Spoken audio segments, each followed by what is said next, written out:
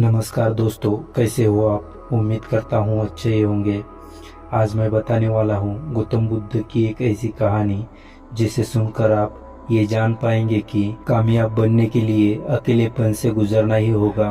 प्राचीन समय की बात है। एक समुद्र के किनारे एक गुरु अपना आश्रम बनाकर रहा करते थे। हजारों शिष्य ने उनसे ज्ञान ग्रहण करने के लिए दूर दूर से उनके पास आकर रहते थे। गुरु का ज्ञान देने का तरीका भी बड़ा ही अनूठा था। शुरुआत में वो अपने शिष्य को उपदेशों के माध्यम से ज्ञान देते थे। उसके बाद वो अपने शिष्यों को उस ज्ञान का अनुसरण करने के लिए कहते थे। उस ज्ञान को अपने व्यवहारिक जीवन में उतारने को कहते थे। एक बार उस आश्रम में एक सम्राट अपने बेटे को लेकर पहुंचा।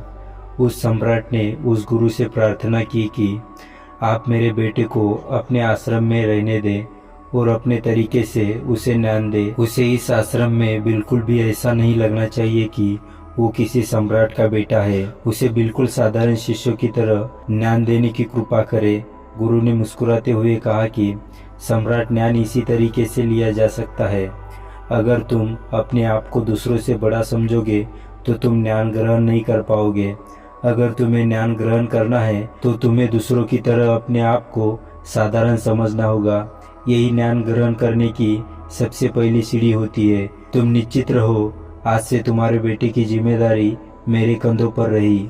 यह कहकर गुरु सम्राट के बेटे को अपने साथ लेकर समुद्र के किनारे टहलने के लिए निकल गए। आश्रम के बाकी सभी बच्चे उस सम्राट को देख रहे थे।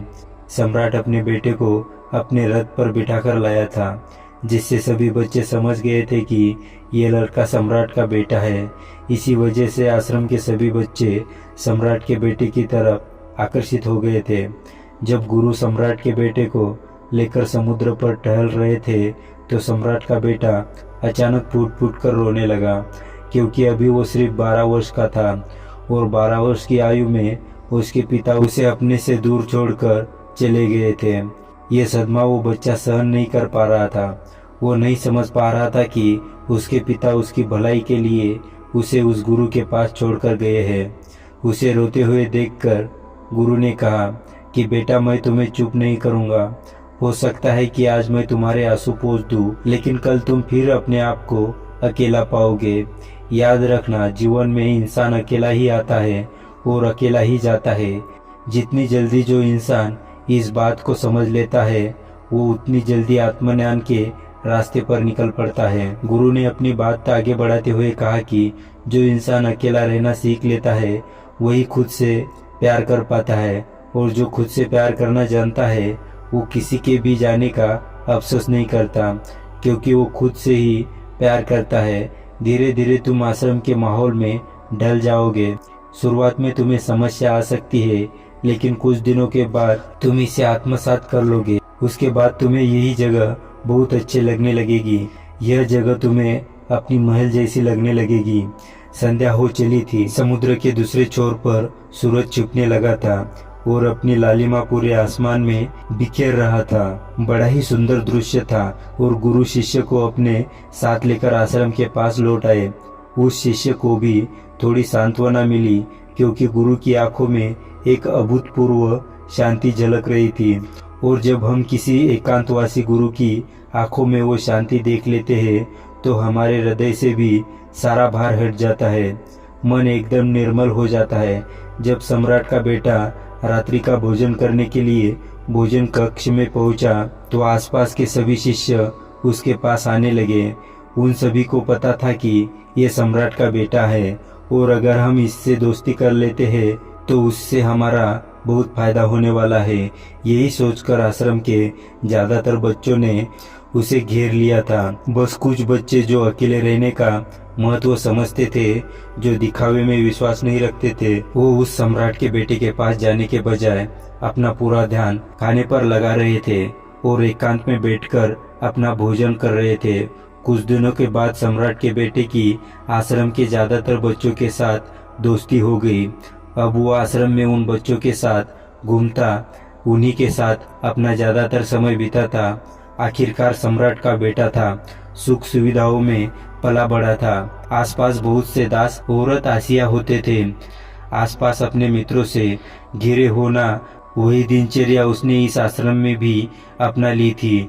ऐसा नहीं था कि गुरु को ये सब पता नहीं था, पर गुरु उसे अलग तरीके से ज्ञान देना चाहते थे। बच्चों को ज्ञान आप उपदेश देकर नहीं दे सकते, उन्हें साक्षात्कार करना पड़ता है। उसके बाद उन्हें वो बात समझ आती है जो आप समझाना चाहते हैं।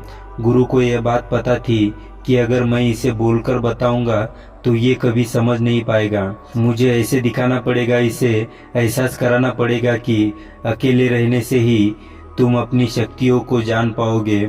ये सीख देने के लिए गुरु एक दिन उस शिष्य को अपने साथ एक पहाड़ी के चोटी पर ले गए। पहाड़ी पर पहुंचकर गुरु ने उस शिष्य से कहा कि अब तुम्हारा ज्ञान पूरा हो चुका है, बस एक आखिरी रात तुम्हें यहाँ पर बितानी होगी। उसके बाद अगले दिन शाम को मैं तुम्हारे राजमहल में तुमको पहुंचा दूंगा। वो बच्चा ये सुनकर बहुत खुश हो गया कि अब मैं वापस अपने राजमहल चला जाऊंगा। फिर से मेरे दास और दासियां, सारी भोग की वस्तुएं मेरे पास होंगी। उस शिष्य ने गुरु से पूछा कि गुरुजी, मुझे आज रात आप यहाँ पहाड़ी पर क्यों छोड़ रहे हैं? आखिर मुझे कौन सा आखिरी ज्ञान यहाँ से मिलेगा? गुरु ने मुस्कुराते हुए कहा कि यहाँ पर चट्टान के पीछे तुम्हें छिपकर बैठना होगा। यहाँ पर रोज रात को एक बाज आ जाता है, तुम्हें उस बाज को देखना है, बड़ी गौर से देखना है, हर गतिविधि देखनी है। और उस बाज को देखने के बाद अगले दिन अगर तुम उस बाज की खुफिया मुझे बता पाए तो मैं तुम्हें तुम्हारे राजमहल वापस भिजवा दूंगा। और हाँ, सुबह आने से पहले एक बात पर और ध्यान देना, एक चरवाहा यहाँ पर अपनी भेड़ों को चराने के लिए आता है, तुम्हें उन भेड़ों की गतिविधियाँ भी देखनी है। याद रखना, बाज की गतिविधि रात को और भेड़ों की गतिविधि सुबह। अगर तुम दोनों की गतिविधि ध्यान से देखकर मुझे बता पाए तो तुम इस आश्रम से हमेशा के लिए आज़ाद हो जाओगे, तुम्हारा ज्ञान पूरा हो जाएगा। मैं तुम्हारे पिता को कह दूंगा कि ये बच्चा हमारे आश्रम का सबसे ज्ञानी बच्चा है। यह कहकर गुरु अपने आश्रम वापस लौट आए और वो बच्चा वहीं पर उस चट्टान के पीछे खड़ा हुआ उस बाज का इंतजार कर रहा था। काफी वक्त बीत जाने के बाद वहां पर एक बाज अपने बच्चों के साथ पहुंचा। सम्राट के बेटे ने पूरी रात उस बाज की गतिविधि बड़े ही ध्यानपूर्वक देखी और सुबह होने के बाद जब चरवाहा वहां पर अपनी भेड़ों को लेकर पहुंचा तो उसने एक अभूतपूर्व दृश्य देखा। उसने देखा कि वो बाज भेड़ की एक मेमने को अपने पंजों में दबाकर आसमान में उड़ गया। उसने उस भेड़ के बच्चे का शिकार कर लिया था। ये सारा दृश्य देखकर वो बच्चा आश्रम में वापस अपने गुरु के पास पहुंचा। उससे पहले कि गुरु उससे कुछ पूछते, उसने गुरु को प्रणाम करते हुए कहा कि गुरुदेव, आप आश्रम के सभी बच्चों को यहाँ पर बुला लीजिए। मैं सब लोगों को बताना चाहता हूँ कि मैंने क्या देखा। जब आश्रम के सभी बच्चे वहाँ पर पहुँच गए तो उस सम्राट के बेटे ने कहना शुरू किया कि मैंने अपने जीवन में बहुत सी पक्षियों को देखा है, लेकिन बाज उन सभी पक्षियों में से सबसे अद्भुत और सबसे अलग होता है। उदाहरण के लिए एक तोता हम सभी ने देखा है। तोता बोलता तो बहुत है लेकिन कभी ऊंचा नहीं उड़ पाता, लेकिन एक बाज जो हर समय शांत रहता है वो आकाश को भी छू सकता है। उसमें आकाश को भी छू लेने का सामर्थ्य होता है। जब भी एक बाज अपने शिकार को निश्चित कर लेता है तो वो उसे शिकार पर अपनी नजरें गड़ाए रखता है, चाहे वो कितनी भी ऊंचाई पर क्यों ना हो, चाहे कितना भी बड़ा तूफान क्यों ना आए, लेकिन उसकी नजर हमेशा अपने लक्ष्य पर स्थिर रहती है।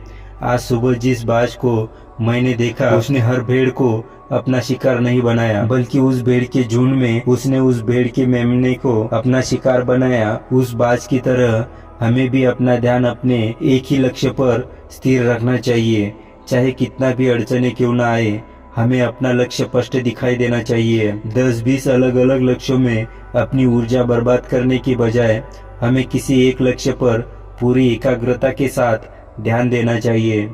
तीसरी बात जो मैंने उस बात से सीखी और जो हम सभी को सीखनी चाहिए वो ये है कि बाज कभी भी दूसरे पक्षी के साथ नहीं उड़ता, वो हमेशा आकाश में अकेला उड़ता है। इससे हमें ये सीख लेनी चाहिए कि हमें कभी भी छोटी सोच वाले लोगों के साथ नहीं रहना चाहिए। आखिरकार हम भी वही बन जाते हैं जिनके साथ हम रहते हैं। इसलिए या तो बड़ी सोच वालों के साथ रहो या फिर अकेले रहो, क्योंकि जब हम अकेले रहते हैं तभी हम खुद की ताकत को और खुद की कमजोरियों को जान पाते हैं। कमजोरियों को जानकर उनको दूर कर सकते हैं और अपनी ताकत को जानकर उसका सही इस्तेमाल कर सकते हैं। लेकिन वो तभी संभव होगा जब हम अकेले रहना सीखेंगे। चौथी सीख जो हमें एक बाज से लेनी चाहिए कि एक बाज हमेशा अपनी सीमाओं से ऊपर उठकर उड़ता है। जब तूफान आता है तो हर एक पक्षी अपने घोंसले की तरफ भागता है, खुद को छुपाने की जगह ढूंढता है, लेकिन बाज ऐसा नहीं करता। वो खुद की सीमाओं को तोड़कर बादलों से भी ऊपर उड़ने का प्रयास करता है। हवाएं उसे थपेड़ मारती है, पंख उसके भारी हो जाते हैं, पानी और धूल की वजह से उसे कुछ दिखाई नहीं देता, लेकिन वो फिर भी आसमान की तरफ उड़ता रहता है और अंततः बादलों से भी ऊपर निकल जाता है और वहाँ तब तक उड़ता रहता है जब तक मौसम ठीक नहीं हो जाता। अपनी सीमाओं को सिर्फ इसलिए तोड़ पाता है क्योंकि वो समस्या के आने पर उससे घबराता नहीं है, उससे डरकर बचने का प्रयास नहीं करता, बल्कि एक सकारात्मक नजरिए के साथ उसका सामना करता है। जीवन में चाहे कितने भी अड़चनें क्यों ना आए, हमें उन अड़चनों से लड़ना चाहिए, ना कि उनसे डरकर कहीं छुप कर बैठना चाहिए। बहादुर तो वो लोग होते हैं जो तूफानों से टकरा जाते हैं, और कायर तो अपने घर में, अपने घोंसलों में अपनी जगह ढूंढकर बैठ जाते हैं। पांचवी बात जो हम एक बात से सीखनी चाहिए कि बाज कभी भी अपने घोंसले में घास के कोमल तिनके नहीं रखता। जो तिनके एक कोमल होते हैं वो उन्हें निकालकर फेंकता रहता है। उसी तरह चाहे कितनी भी आरामदायक जिंदगी आपको मिली हो, लेकिन उस आराम से ऊपर उठकर अपने आलस को तोड़कर जीवन में मेहनत करते रहना चाहिए। जीवन में पसीना बहाना चाहिए, शारीरिक मेहनत करनी चाहिए। अपने घोंसले से कोमल तिनके उठाकर फेंक दो और आज ही अपने आलस को तोड़कर निकल पड़ो। हर दिन अपने आप को चुनौतियां दो, हर दिन मुश्किलों से लड़ो, क्योंकि वही मुश्किलें तुम्हें मजबूत बनाएगी। जंगल के राजा शेर को भी झुंड बनाकर शिकार करते हुए देखा जा सकता है, लेकिन बाज हमेशा अकेला शिकार करता है, क्योंकि वो जानता है कि भीड़ हौसला देती है मगर साहस छीन लेती है। आदमी को हमेशा अकेले ही आगे बढ़ना होता है। यही कारण होता है कि वो जल, स्थल और नभ सभी जगहों पर अपने शिकार का परचम लहरा सकता है। बाज की उम्र लगभग 70 साल की होती है, लेकिन 40 साल में ही उसका शरीर बूढ़ा हो जाता है। नाखून उसके पैरों में धंसने लगते हैं, पंख उसके शरीर में चिपक जाते हैं, उसकी चोंच मुड़ जाती है, उसका शरीर भारी हो जाता है। ऐसी स्थिति में शिकार करना तो क्या, उड़ने की भी हालत नहीं रहती। ऐसे में उसके पास सिर्फ दो विकल्प होते हैं। पहला, या तो वह खुद की इस अवस्था को स्वीकार कर ले और भूखा प्यासा मर जाए, या किसी दूसरी जानवर का शिकार बन जाए। और दूसरा विकल्प ये होता है कि वो 6 महीने एक बहुत ही दर्दनाक प्रक्रिया से गुजरे और खुद को फिर से पहले जैसा मजबूत बना ले। लेकिन बाज तो बाज है, वो दूसरा विकल्प चुनता है। इसके लिए वो खुद को एक बहुत ही ऊंचे पहाड़ पर ले जाता है, जहाँ वो पहले अपनी चोंच से अपने सारे पंख खींच कर उखाड़ देता है और फिर चट्टान पर पैर मार मार कर अपने पंजे तोड़ देता है। उसके बाद उसी चट्टान पर अपनी चोंच को पटक पटक कर तोड़ देता है और इस लहूलुहान अवस्था में खुद को दूसरे जानवर से छुपाता फिरता है। अगले 6 महीने तक वो इसी दर्दनाक प्रक्रिया से गुजरता है और इंतजार करता है कि नई चोंच, नए पंख और नए पंजों का फिर वो अपनी नई जिंदगी शुरू करता है और निकल पड़ता है अपने शिकार पर और अगले 30 साल तक फिर से राज करता है। इसलिए समय आने पर हमें भी अपनी पुरानी आदतों को छोड़ना पड़ता है और कुछ नया सीखना पड़ता है। समय के साथ बदलना पड़ता है, अपने आप को तैयार करना पड़ता है, वरना हमारा भी शिकार हो सकता है, हम भी पीछे रह सकते हैं। इसके बाद सम्राट के बेटे ने भेड़ों की विशेषता बताते हुए कहा कि भेड़ हमेशा झुंड में चलती है, उन्हें झुंड में एक साथ चलने से हिम्मत मिलती है, लेकिन जैसे ही उन पर शिकार होता है वैसे ही वो भीड़ तितर बितर हो जाती है और उस पूरी भीड़ में से एक भी भेड़ अपने साथी की मदद करने के लिए वापस नहीं लौटती। इससे हमें ये सीख मिलती है कि हमारे साथ कितने भी लोग खड़े हो, किसी पर भी यकीन नहीं करना। यकीन करना तो खुद पर करना, क्योंकि बुरा समय आने पर वो भीड़ कब तितर बितर हो जाएगी आपको पता ही नहीं चलेगा। गुरु को प्रणाम करते हुए सम्राट के बेटे ने अपने गुरु से कहा कि गुरुदेव, मुझसे कोई सीख रह गई हो तो कृपया करके आप बताने की कृपा करें। गुरु ने सभी बच्चों को संबोधित करते हुए कहा कि ये सभी बातें जो अभी इस बच्चे ने बताई है सब सही है, लेकिन ये सारी खूबियाँ आप लोगों में तभी पैदा हो जाएगी जब आप अकेले रहने का अभ्यास करेंगे। आपने देखा होगा कि बाज कभी भी किसी दूसरे पक्षी के साथ नहीं रहता, ना ही किसी के साथ अपनी जोड़ी बनाता। वो आसमान में अकेला उड़ता है और अकेला उड़ने की वजह से वो अपनी ताकत और अपनी कमजोरियां को जान पाता है। इसके बाद गुरु ने अपनी बात खत्म करते हुए कहा कि मैं आज इस सम्राट के बेटे को इसके राजमहल में छोड़ने के लिए जा रहा हूँ, क्योंकि इसकी सीख यहाँ पर पूरी हो गई है।